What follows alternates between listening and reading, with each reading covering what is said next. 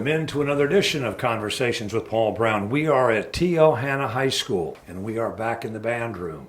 And our guest is Richard Baskin. Everybody knows him as Bass. And he just recently did something that was long in coming, but everybody was sorry to hear it. He retired, but he's still around. I student taught on the old quarter system and actually finished teaching on student teaching on a Friday and started teaching on a Monday down in South Georgia. Got a phone call and the superintendent said we need a band director, and it was in December actually. It was early December of the year. And I wasn't planning on really even trying to get a job. I was just going to go and do some grad school work. But this was back in the day, kind of when they needed somebody, and I said, well, I'm not certified yet. I've finished all my coursework and that sort of thing, but I haven't taken what was then the NTE. They call it praxis now. So I'm really not technically certified. And they said, come on down, and talk to us. And so I remember going down on a weekend, meeting with the superintendent down in South Georgia, a place called Berrien County High School, which is right near Valdosta, okay. way down, yeah. And they said, yeah, just come on down, we'll get everything worked out. And I went like, okay. Now, today that would be unheard of, but... But so, things were different back then. Yes, things were a little different back then. So I threw everything I owned in the back of the car and took off to South Georgia and started teaching down there. No regrets whatsoever. It was a great learning experience for me. My job in the mornings was to hit all the little elementary schools out through the county. So we'd jump in the car and go from school to school and then end up at the high school at the end of the day. And those were good experiences for me, as a beginning teacher, because you learn to do what you have to do to make it work. When you went in there, were there any goals you set for that first high school by within a year, we want to be doing this? Oh, yeah, you want to be the biggest and the best no matter what, and no matter what the resources are, and you figure when you're young like that, you figure you can overcome most anything. So, but it's helped me, all through the years, because when we think about all the resources we have now and then people aren't happy with them, we just kind of shake our heads and go like, well, I don't want to sound like the old guy, but back in the day, we made it work, so we can make it work now. Your next job was what?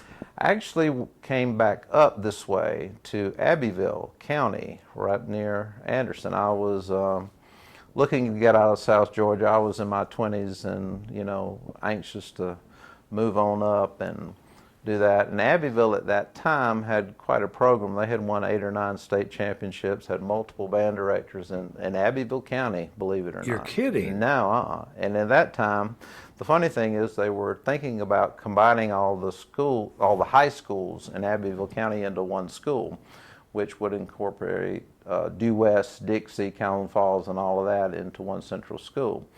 So they were going to combine the bands from all 3 of those schools to do that, and eventually combine the high schools and do that. And that's kind of why we were hired to come up there and do that. So it was a huge program, believe it or not, in rural Abbeville County, but to this day they still have not combined the schools. Your next job was here? My next job was here. I had already taught for 3 or 4 years, but I was only 24 years old because I started teaching when I was barely 20 at the time. I was sitting in the living room with a friend of mine who also taught in Abbeville County, who had taken a job in Greenville. Ray Dowdy, who was the music supervisor at the time in Anderson 5, and he was a former band director here at Hanna, called my friend and said, would you come over and interview? He said, well, I've already taken a job, but here's a guy that might be interested in handing me the phone. So I wasn't even real sure where TL Hanna was. I'd heard of TL Hanna, and of course I was familiar with Anderson because I grew up not too far from here.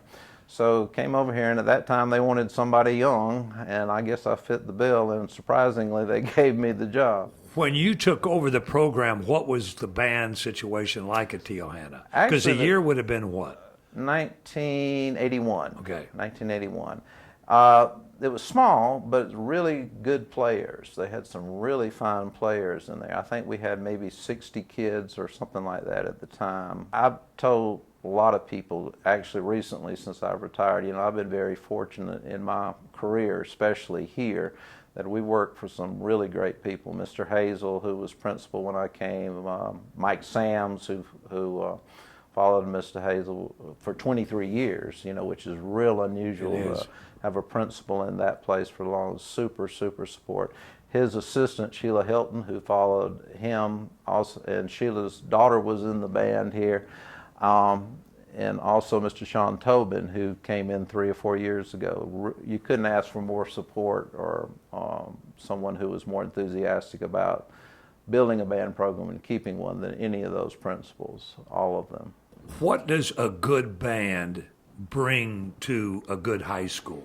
Well, I think things like the band program, the athletics, things like that, are the face of the school. You know, people a lot of times will judge the school itself from what they see, even like at a Christmas parade. If you go to a Christmas parade and you see a really good band coming down the street and that kind of thing, something as simple as that, you know, people say, well, that's TL Hanna, you know, that must be a good school or whatever. It's great, great, great PR, and I think it brings a real element of community to the band and to the kids who are in the band to kind of give back to the community, which is one thing we were always very, very, very, you know, we emphasized a lot, I guess I should say. Our guest is Richard Baskin, just retired band director at TL Hanna High School, and we'll continue our conversation with him.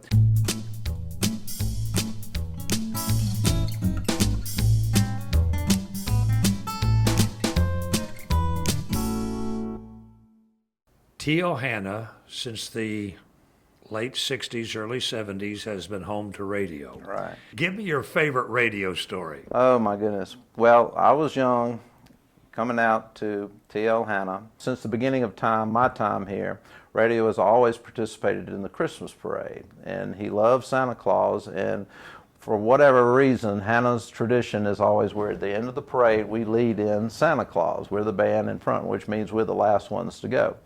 So radio always comes in a couple of weeks beforehand, and he wants to play the sleigh bells, so we give him his sleigh bells, and radio would march in front of the band with the sleigh bells and do that. Well, we were all gathered up down on Main Street one Christmas parade, one of the first couple of ones when I was here, and the weather was kind of on and off and raining and all that, and radio, of course, wants to know what's happening, and he wants to know right away, no matter what else is going on. So he's coming, and he calls me Bassy. He said, Bassy, what are we going to do? What are we going to do? What are we going to do? Where's Santa Claus? I said, I don't know, radio. I'm not real sure what we're going to do. So we all moved into the old rec center building to get out of the weather for a while, just to wait. You know, people everywhere. And radio kept pulling at me and kept pulling at me and said, what are we going to do? What are we going to do? I said, radio, I don't know. I guess they're just going to have to cancel Christmas. Well, not a very smart thing to do. Bear in mind, the rec center, the old rec center, was wall-to-wall people because of the situation with the weather. Radio started crying, and radio's cry is more like a howl that you can hear blocks away. So I'm realizing my mistake. I'm trying to calm him down. So immediately I had several hundred people who were ready to banish me from Anderson and Christmas and everything else because I had upset radio. But the weather improved. We got to do the parade. We got to do the parade, and we had to go get Santa Claus to calm radio down because I was the bad guy. When you hung it up officially, you had been here how many years? 37. Is that one of the longer tenures of anybody associated with the program in Anderson County School District 5? As far as I know, yeah, it would be one of the longer tenures. They had started announcing that at pep rallies and things. So we kind of compare ourselves who came from the old building, meaning who came from the old Hanna over here, and there were less and less of us as time went along. The jazz band has always been close to your heart. Yeah. And the county and the city have always welcomed what those kids do at your whatever event you're at, and they really, really do an outstanding job. Well, thank you. Yeah, we're real proud of that jazz program. Like I say, it's one of the older jazz programs in the state because a lot of schools didn't really incorporate them into the program and make them an active part of the program until recently, and a lot of schools still don't have them. But we've been fortunate. When I first came here, we wanted to find venues to play to get them out in the community, you know, and we played the old summer soiree, you know, we used to play downtown for that. That became Downtown Sounds. We played Greenville Main Street Jazz for years and years and years, many community events around. We've been opening to Celebrate Anderson for probably the last 8 or 10 years. I don't even remember. We do so many things as a regular during the year. And you're the main entertainment when we have our Christmas tree lighting ceremony. Tree lighting, yeah, and have done that for a long time. We used to laugh and say it was us and a few county workers down there when we first started playing. And I can remember getting down there and setting up. We were kind of taking our time, and the kids kept going like, Baskin. And I turned around, there's about 1,000 people staring at me. I said, I guess we better start playing. So that's always been one of our favorites. Now that you have retired on paper, Right. you're still keeping a presence here in the band room. How do you see this part of your life playing out? Well, I'm trying to work it out. I'm not really sure. I told someone, if I still had the energy and if my health would stay up, I'd probably do this forever. But it's a young man's game, and our program has grown to the point to we're on the road every weekend doing something. So I'm trying to transition more into a support role and to help on that side and to kind of offer what help I can in that sort of way. And I'm real fortunate the administration, allows me to do that and kind of gives me the opportunity to keep involved, which I really want to do. Have they brought in your predecessor, so to speak?